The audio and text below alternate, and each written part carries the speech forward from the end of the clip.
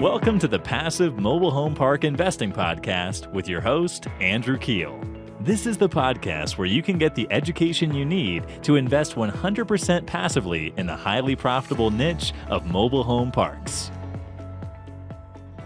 Welcome to the Passive Mobile Home Park Investing Podcast. This is your host, Andrew Keel, and today we have a new guest in Mr. Dave Foster, founder and CEO of the 1031 Investor. Before we dive in, would you mind please leaving this podcast a review? It only takes about 30 seconds. This helps us get more listeners and shows me that you're listening out there. So thank you for making my day with that review of the show. All right, let's dive in. Dave Foster is a qualified intermediary investment professional with a degree in accounting and a master's in management. He has over 20 years of experience working in all phases of real estate investing, from commercial to residential, and is inspired to help investors excel. Dave, welcome to the show. Thanks so much, Andrew. It's great to be here. Yeah. Would you mind starting out by telling us a little about your story and how in the world you came to being a qualified intermediary? Yeah, one of my mentors once described it as, I wanted to go 2 miles deep in a 2-foot wide creek. I think in another interpretation of that is I'm a tax nerd, but that is what it is. Yeah, qualified intermediary, that part of my life describes the function of the unrelated third party who has to process 1031 exchanges for people. And for those that don't know what that is, or maybe just heard about it, the 1031 exchange allows you to sell investment real estate. And then following the process, using someone like us, a qualified intermediary, you purchase new investment real estate. And by doing so, you don't have to pay the tax or the depreciation recapture in between. Instead, all of that deferred tax is deferred indefinitely, and you get to use it for your benefit. So you're basically getting to kind of compound interest. You're making the money off the money you didn't pay in taxes, and then the money off the money off the money. So it's really quite a unique statute and an incredible opportunity for real estate investors. That's the qualified intermediary part of my life. The other part is I'm just a adrenaline junkie, frustrated real estate investor with more than a small touch of ADD. So I never met a piece of real estate I didn't like. That's fantastic. Let's talk about this. What are the latest legislative updates in regards to the 1031 exchange? I think it's important to touch on that. Yeah. Oh man, so much noise in it. I've been now doing this for 25 years. And every president I have ever been under, every one of them, a Republican, Democrat, have all talked publicly about getting rid of the 1031 exchange. Because it's low-hanging fruit, right? And one thing that we've seen in this current administration is that they've taken it to a new level. Every year, they take it out in their next budget. But what happens is there's this amazing set of statistics that are true, that once they get rolled out every year, getting rid of 1031 goes away. And here's what happens is that they're shown by some studies, the latest one that's been around out there by Ernst & Young, shows that for every dollar that you would get by eliminating the 1031 exchange and in capital gains tax, which, remember, is a lower tax rate, you're going to stifle the real estate industry. Because why? If I've got to pay tax, why would I sell? So I'm going to slow down the velocity of my real estate investing. So there's going to be fewer sales. And every time there's fewer sales, the government loses out on the ordinary income tax of 2 realtors, 2 title companies, 2 appraisers, 2 inspectors, 2 real estate attorneys, 2 accountants doing an extra filing form, 2 painters, getting the properties ready. And when you start to add that up, well, first of all, that's an amazing amount of money that's coming out of normal people's salaries. That doesn't play well with a Congress who's concerned about getting votes. They don't want to be the one that put Mr. Painter out of business. But secondly, like right now, I mean, the opposite effect is, hey, you just raise rates, and then transactions come to a 10-year, 20-year halt. We've seen it, haven't we? Yeah. And they see that and feel that pain a lot. The other thing is that in real dollars, they actually lose several $billion in transaction velocity and tax from that for the sake of what they get.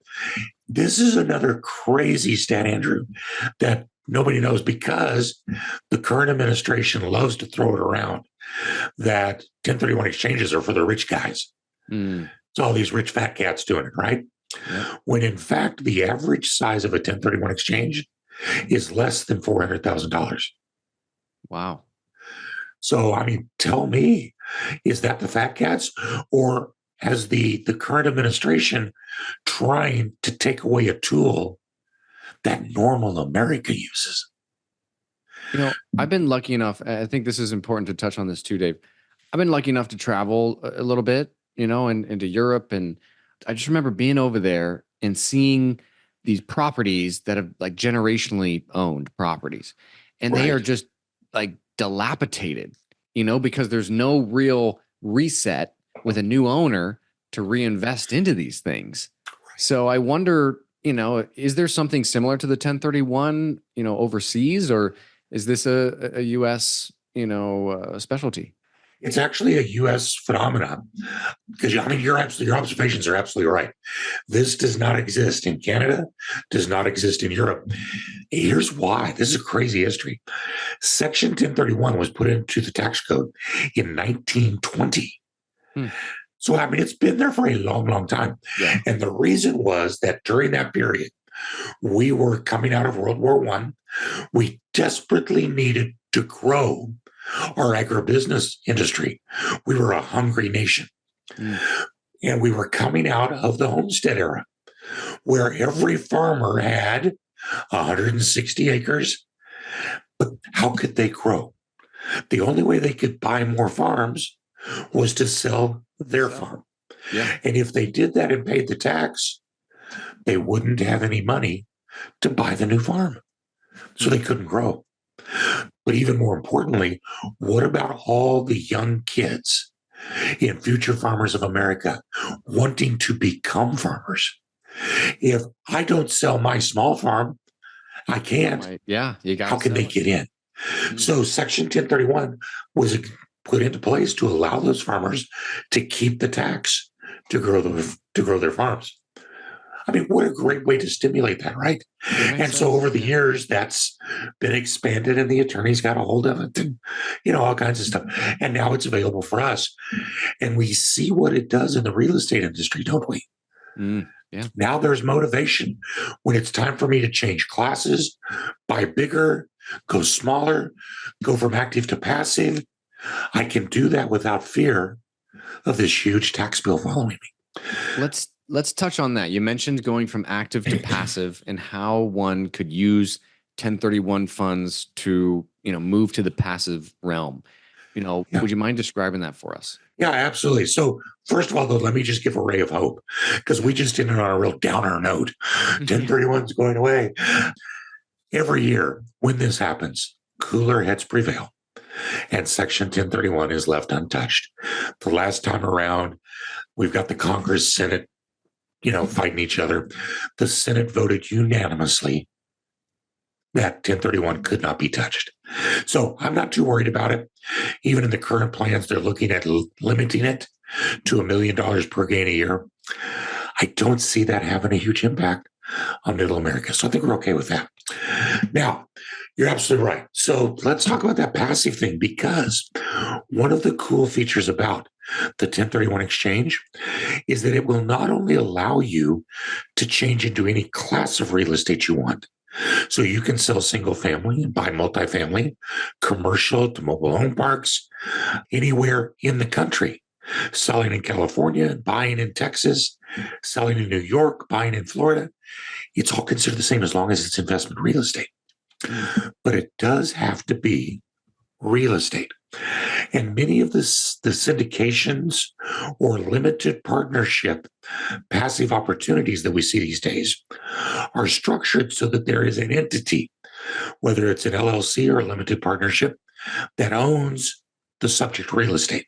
So you're investing in an LLC, right? In a business, not the real estate. That's exactly right. And so it doesn't qualify for a 1031 exchange. Mm-hmm. So many people, I mean, I literally get these calls every week. How can I make this happen?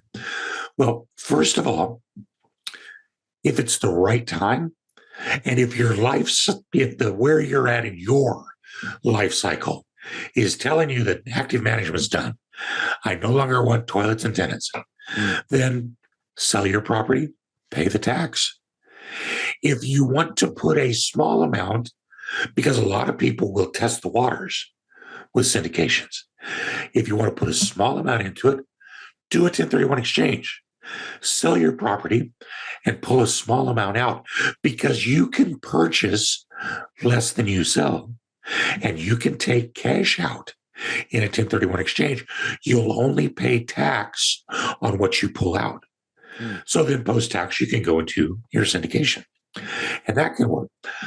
Opportunity number 3 is that there are syndications out there, not very many, but there are some, where they have been set up so that you can actually 1031 exchange, and what they sell to you, instead of a percentage membership of the entity, they sell to you a tenant in common interest in the actual underlying real estate. And that can be a great way to get in and do it. 2 problems with that. There's not very many that do it because it's complex and it takes a lot of paperwork on their end to make it work, which then secondly means generally they will require a very substantial investment in order to do that for you. Like they might say, well, yeah, if you've got $1 million to put into my project, we'll take you as a tenant in common. So, but those are all ways that can work. We did that once. Yeah. With a family friend that wanted to put in, $1 million, and we wouldn't do it again. $1 million was a nightmare, wasn't it? For the paperwork that had to be involved, and you don't think about, the tax consequences and all of that kind of stuff in addition to the paperwork. So there's some hurdles there, but I was wondering if could someone invest in a REIT, with 1031 funds? The exact same thing. The REIT is a business entity in itself. So when you buy the REIT, you're not buying real estate. Now, there's ways to convert real estate into a REIT without paying taxes initially through what's called a 721 up REIT. And that will work. But here's the problem with that, Andrew, and this is going to lead us right into my last and best option. The problem with that is that once you go down that road, your compounding is done. When you sell the REIT, you're paying tax, and you're paying all the tax, and you can't 1031 back out of it. So for that reason, in my life and in so many of my clients' lives, we always take great care to keep securities, which are investments in entities, and real estate investment, which is investment in bricks and mortar, separate. Because I can't 1031 across and come back. So if I do it once, I'm done. I'm going to pay the tax sooner or later. That's not cool, because with the 1031, there is an option to defer it throughout your entire life. And when you die, your heirs will inherit that property tax-free. That's huge. Yeah. Plus, you get all the depreciation, all of the other components of the internal rate of return, amortization of the loan, appreciation of the property. You don't always get all of that with an entity. You're limited to what they're willing to provide you. So here's how we've bridged that gap. And it's really a slick way of doing it. The 1031 exchange, again, like we said, requires that you purchase at least as much as you sell. So let's say someone was selling a $500,000 property with $200,000 in a loan. So they have $300,000 of cash that goes into their exchange account. And they have to purchase $500,000 of real estate. With me so far? Yep. What if instead of buying a property for $500,000, they took advantage of the flexibility of the 1031 and they bought two properties? The first property they buy for $250,000 cash. Well, automatically that just sets itself on the side. No muss, no fuss. It's recession proof because it doesn't have debt. So you've lessened your risk. You've concentrated the equity, but you still have to purchase another $250,000 of real estate. So with the other $50,000 of cash, you go buy another $250,000 property using the $50,000 as a 20% down payment. Now on that property, you were able to reach your $500,000 target. You have a property that you're generating increased internal rate of returns because you've now got amortization of a loan. You got the tax write-off of the interest. The tenant is paying the mortgage. And we all know those are the things that boost the IRR to the moon. So that's a beautiful way to combine with loan-free real estate. And then my clients that want to go into passive will turn right around immediately and they will do a cash out refinance of the debt-free property. The equity is concentrated so they can actually get at a nice chunk of it. It didn't have a loan on it to begin with. So it's not like they're wasting the loan origination fees the first time around. And they'll take that $200,000 or whatever it is that they want, and they will go and they will invest that into syndication because a cash out refinance is not a taxable event. And again, now you get the exact same components of the amortization of the loan, the interest rate write-off, the tenant paying the mortgage, the huge internal rate of return, but that money's also working for you twice because now it's invested in a syndication, generating the returns on that as well. I mean, that's as close as I can get to cooking with gasoline. And we're seeing clients do pretty well with it. Yeah, that's an interesting strategy. They're definitely, levering up and going for it. So thank you for sharing that with us. Let's talk about real quickly, if you don't mind, what don't we know about the 1031? Like what's not talked about enough, in regards to the 1031 that you think most investors should be aware of? What's in there in 10,000 pages of case law? How much time do we have? The time frames are what scare people the most. That's really far and away the greatest fear factor in doing a 1031. Well, yeah, that is the first one. I don't want to do that because I only have 45 days to identify my replacement property and 180 days to close. Well, I'm kind of like Pollyanna, man. You show me a problem and I'll look at it as an opportunity. Show me something, show me a problem to fix. I'll find a way. The 45 days, is it tight? Sure. But what if you thought about your 1031 before you sell your property? Start planning ahead of time. We do internal audits all the time, and over 95% of our clients complete their 1031 exchanges. And this is going all the way through that really tough time when nobody could find properties to buy. 95% are still making it happen. So the fear is a lot more perceptual than real. But let's back that up. If you're scared of not having 45 days, you can go into contract for your new property before your old property closes. Yeah. So why not, as soon as you get a contract for your new property, for your old property, get your new property under contract? Be far enough along in the process that you feel comfortable doing that, using a contingency, or even being far enough along in your sale that you feel comfortable with it happening. That's an instant way to stretch out that 45 days to make it something manageable. So that's a hack that a lot of people don't know. And then the 180-day period, usually that's not so much a problem, but there is a very strong trend in 1031 investing to do what I call capital expense avoidance. I've got a 1920 because it was all I could afford, right? So I bought a 1927 duplex that's block construction and everything's rusted and it's got a new roof that it's going to need. Well, one roof will wipe out 20 years of cash flow. So if I'm hanging on to that, I'm hanging on to a house of cards. Yeah. So why not go into contract with a builder who's got a lot, who's going to be building a house that isn't going to be done for 18 months? You go into contract, which again is fine. And then when he calls you up and says, hey, we're 2 months out from this property being done, put your old property up for sale. It closes, say, in 30 or 60 days, and then you immediately close on the purchase of your new property. You went from high capital expense risk to low capital expense risk. You had no risk of the 45-day period because you already had your property lined up. And most importantly, because you closed your sale and you closed your purchase close together, you have less time out of service. Yeah. So you're restarting your cash flow Quicker. Yeah. That much more quickly. That's a Absolutely. good point. That's a good So the 45 days is a big one. And I would say the other, you know what, your folks are all going to quit watching right after we talk about this, because this is the cherry on top.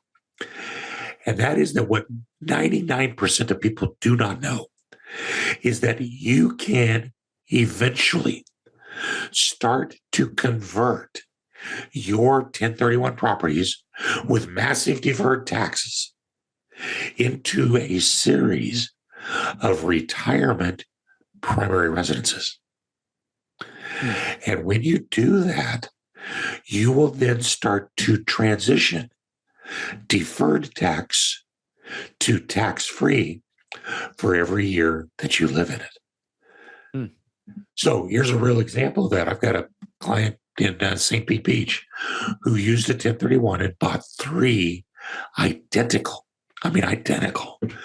condos on the same floor in a building on St. Pete Beach. He used them for 2 years for investment, and then he moved into the first one.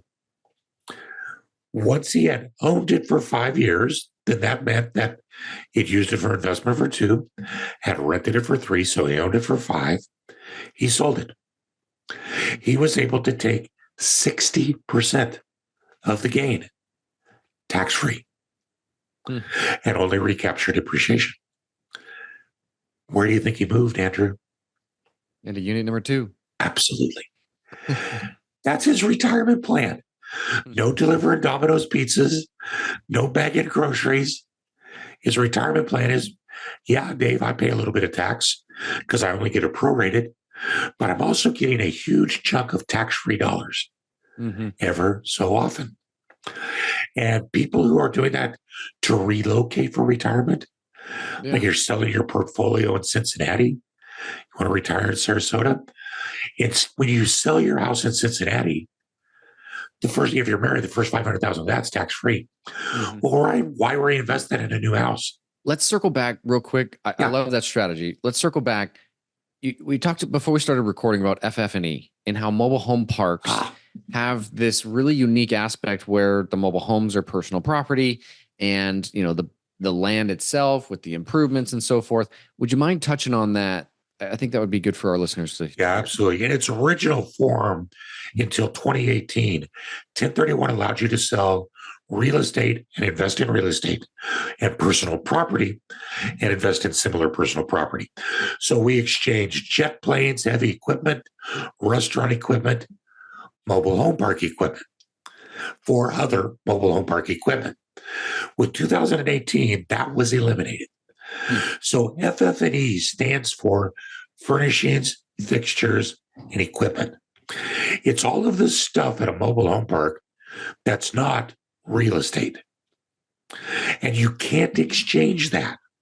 So when you're looking to buy a mobile home park, or when you're looking to sell one and do a 1031 exchange, you want to make sure you're working with your accounting professionals to try and minimize your FF&E number as much as you can, because you're going to have to pay tax on that, and get as much of it allocated into real estate as possible because then you can go and purchase any type of real estate you want. And the downside for the buyer is that, their property taxes are probably going to go up because they have more allocated to real estate. So yeah, it's a fine line there. That's exactly right. It's a dance. Yeah, it's a dance. It kind of ends up being whose lawyer is tougher. Yeah, who knows about the 2018 rule change? That's important. Now, the nice thing with mobile home parks is that when we're seeing them purchase now, if you're in one of those where you own the units and those convey with the lots that they're on, the actual unit is considered to be real estate as well. Yeah. So generally, there's very little non-real estate component. A couple golf carts. Yeah, it would be the homes. It would be the mobile homes if it's like there's a lot of park-owned homes that you're buying and you're allocating a big value to those. And those count as real estate. Well, if the park owner owns the mobile home, correct, that would be correct. Where you're running into this. Yeah, so those are the things to look at when you're doing mobile home parks. Absolutely. Good to know. Let's talk about capital gains taxes. I've seen, Biden's plan where they can, go up to 44% or something like that. Let's kind of scare people here with what the plans are moving forward for capital gains taxes and the tax rate.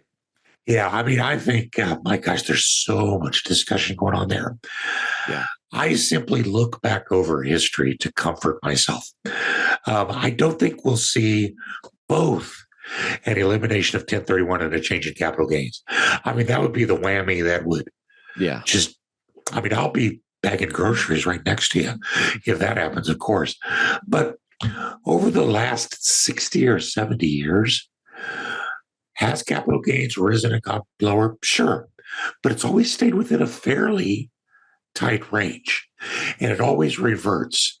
And although I've not done, my son's an economics major, not me, so I haven't really studied it, but I sense that there is a reason why that capital gains range over history has stayed fairly consistent. So with this administration, might they pop it up? They could try, certainly. I don't think it's going to go massively huge. And even if it does, I think we'll still have 1031 to rely on. And so I'm really not all that concerned with it.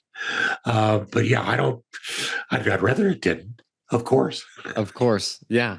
Dave, thank you so much, for all this information. If any of our listeners would like to get a hold of you, what would be the best way for them to do so? Yeah, real simple. We created an educational website.